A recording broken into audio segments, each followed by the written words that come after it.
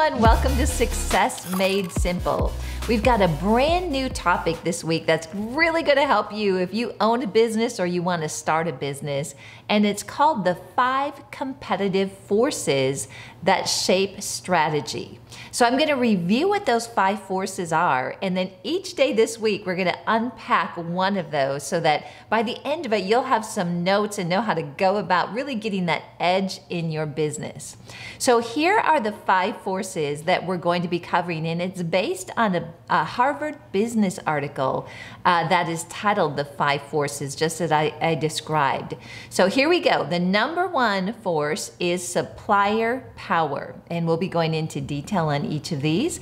The second one is buyer power, and I've got some great stories about how these forces were used in the banking industry, so I'll be giving you lots of examples as well.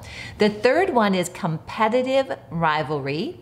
The fourth one is threat of substitution, and the fifth one is threat of new entry.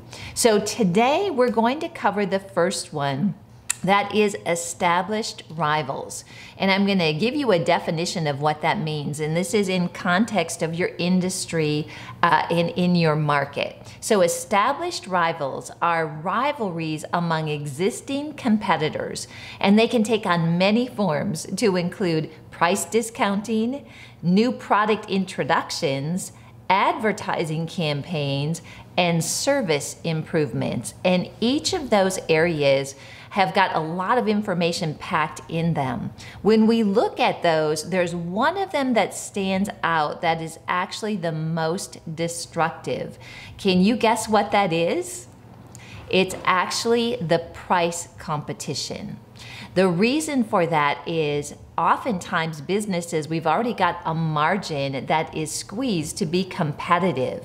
But if people in your industry and in your market start competing based on price, what happens to all the businesses? If they chime in and they want to compete, all the businesses have got a tighter margin.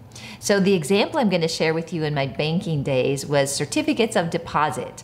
If you don't know what those are, it's actually just a timed certificate that gives people a little higher interest rate, and mostly people that are very conservative, a lot of times senior citizens, would purchase those because they get a little more of a yield on their money, but it's very, very safe. So in the Minneapolis-St. Paul area, they started putting this thing out in the Star Tribune that showed the most competitive certificate of deposit interest rates in the entire state. Well, what happened is that people would start to compete to get in there. So they would come out with a CD special that was the highest rate possible, and they would put it out in hopes of attracting new customers. Well, while this was a great opportunity initially, what banks started to find is that their margins were being squeezed. And because they were competing solely based on price, they had to change their strategy.